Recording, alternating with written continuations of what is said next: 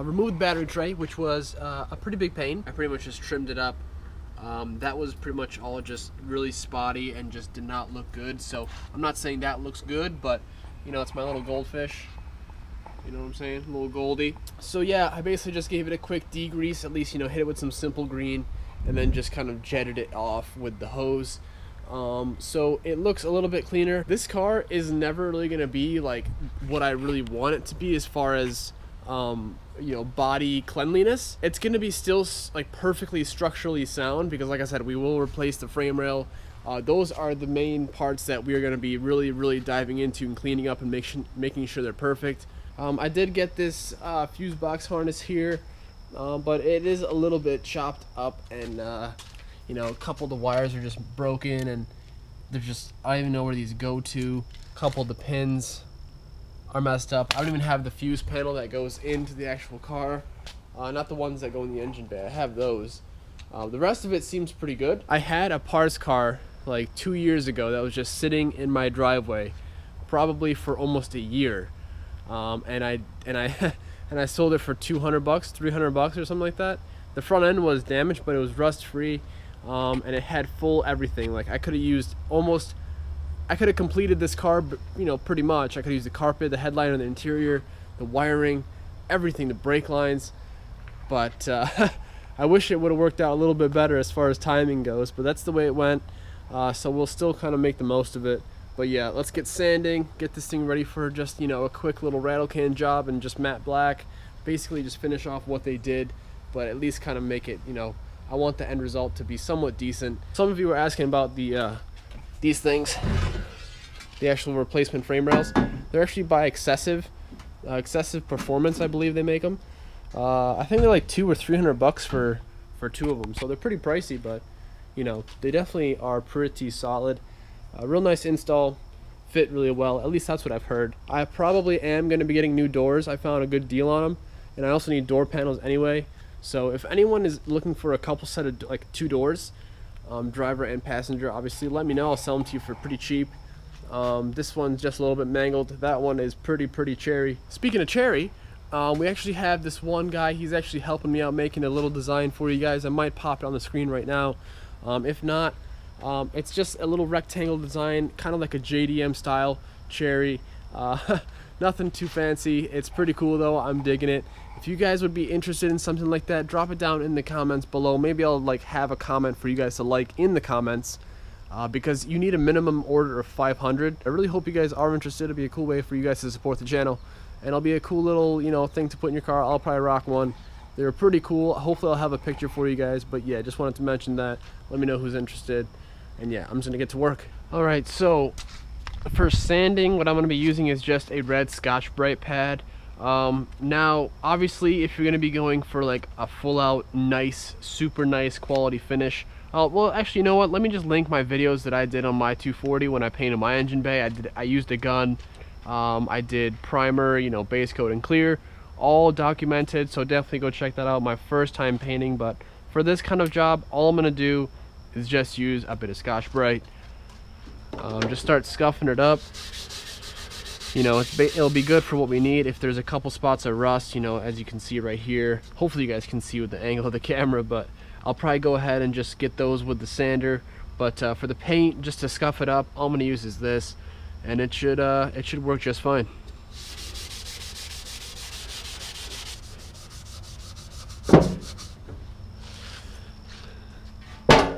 So the Scotch-Brite was taking a little bit too long. Had to kick it up a notch.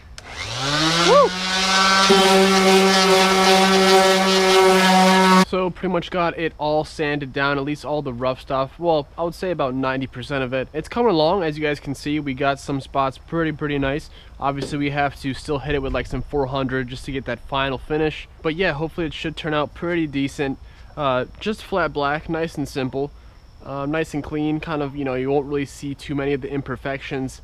and it'll still look good. So I've pretty much cleaned up all the rust that I want to get off before painting this thing. Now I'm thinking to myself, for the long run, maybe I want to go ahead and POR this, at least not the whole bay, but at least like some parts where like rust was starting to kind of form. And for those of you who are like, you know, what's POR? Paint over rust, POR 15. Basically what it does is prevent any rust from coming back. So any spot that rust was forming, you know, take off all the loose stuff and you know, go ahead and apply some POR, and it'll protect the engine bay from future rust.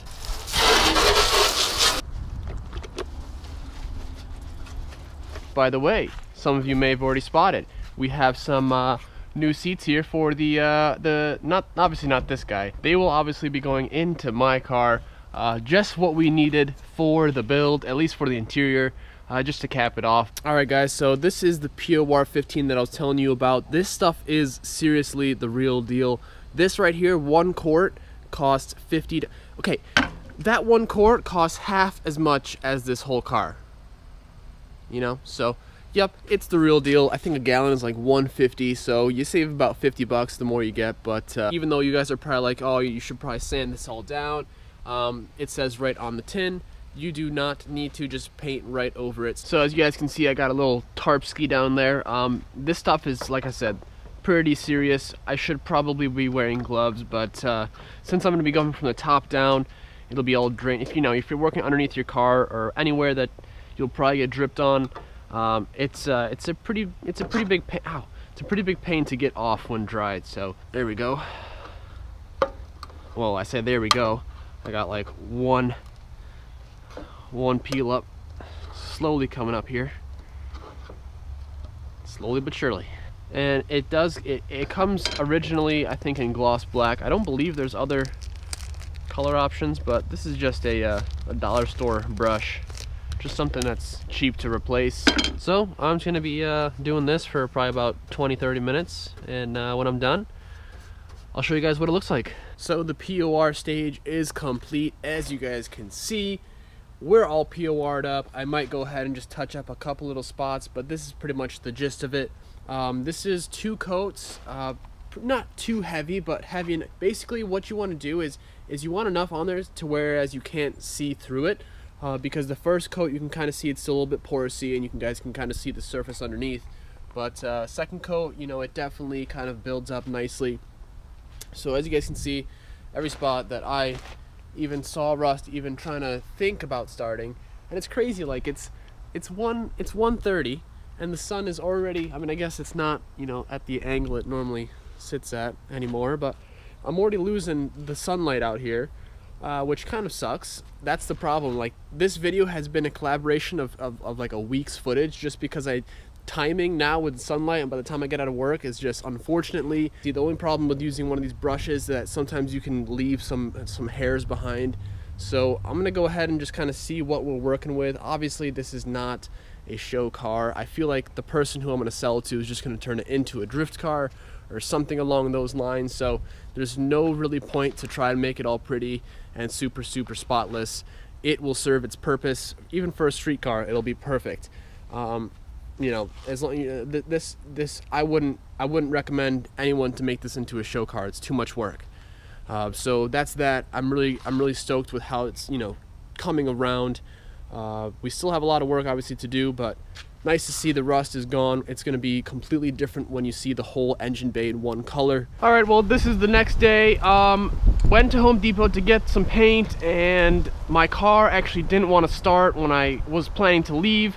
So basically what happened, I got in my car, cranking, nothing. So the whole issue was due to my battery. It just didn't have enough power. It was just pretty tired. By the way, if it's super windy, I'm really sorry. It's actually really gusty today.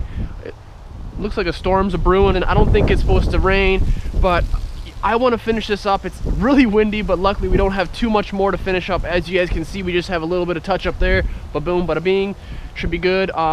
As I'm getting like water, so I just put this paint in some warm water because it was actually pretty cold from sitting out all night. So I figured maybe that would help kind of just lay it down. Maybe it would spray better, because I was complaining yesterday that it sprayed, you know, not very good. And so as I get water, I I probably have to wipe that up now, don't I? Yeah, as you guys can tell, I mean, obviously we're not fully covered, but it looks super nice. Like, you know, obviously not amazing, you know, not show car quality, but it looks pretty good, a lot better than when it did. Really clean. Hopefully you guys can hear me. It's really windy, but yeah, so once it's fully patched up, I think it's gonna look fine. You know, like I said, good enough for what this car is going to be. All right, so we'll give her a quick little shake. And the good thing about flat black, it has like a bit of a texture to it, you know, right off the bat, just because it's a matte color, it doesn't have any gloss in it. So that kind of also hides, like, you know, any tiny little imperfections that you guys may have, you know, just kind of not really paid attention to or just missed. So flat black is the easiest paint to really apply, and it looks the best, you know, as far as hiding things. But you know, obviously doesn't look the best color wise. It's just kind of plain, and so might as well just get to it, finish her up, and this video should be over. Oh man, it's windy. Oh, it's windy.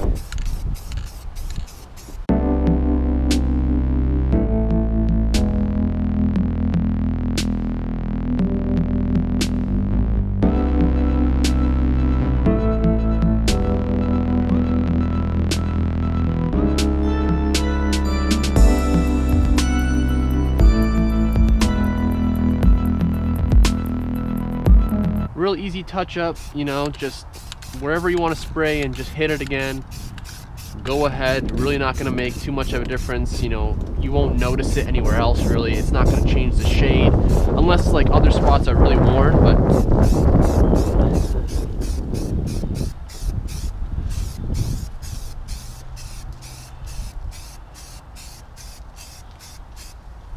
all right, well, we are all done. It is absolutely freezing out here. The wind is just super brisk. Really not used to this cold weather. Well, it's not even cold. It's like 60, maybe like 58, but man, it's freezing. So as you guys can see, we got it pretty much all covered up. If I ever see a little spot that I missed or it's a little bit light, like I said, you can just go over it once again. Really not a big deal about hitting it, you know, another coat just in one little spot. You won't really tell, but obviously huge difference, you know what I'm saying, from what it looked like before we got started here in this video.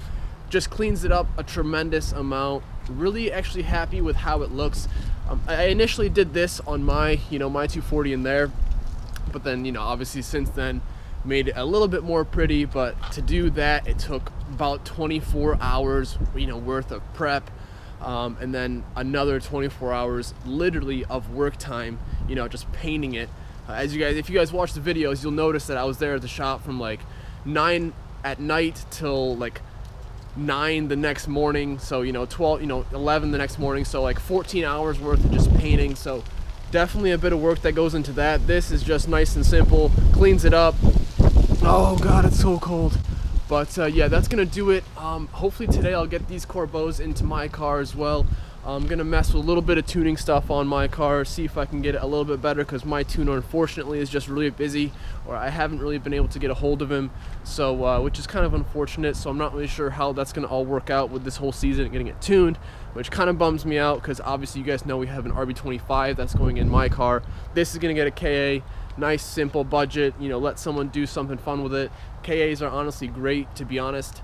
They're really fun motors, nice and torquey, real easy to learn on, even on an open diff. So you know, definitely going to be a fun little car when it's done. This is a very raw video, you know, kind of style, so if you guys like it, let me know in the comments below. If you guys aren't really too big of a fan of it, also let me know, because if not, you know, I'll try and make it a little bit more production oriented as you know, as far as my other ones are. But you know, drop a like, drop a comment, let me know what you guys are thinking about this whole series. Let me know what you guys think about the budget build. Obviously needs a bit of work. We have a lot to do. If you guys have parts, let me know. I need almost everything for this thing, you know. If you guys have anything, if you're local, please let me know. Would really appreciate the help. But yeah, as always, thank you guys. If you guys are new, make sure to check out a lot of the videos on my actual real 240 build, my personal build I'm very proud of, built it myself, so definitely check that out.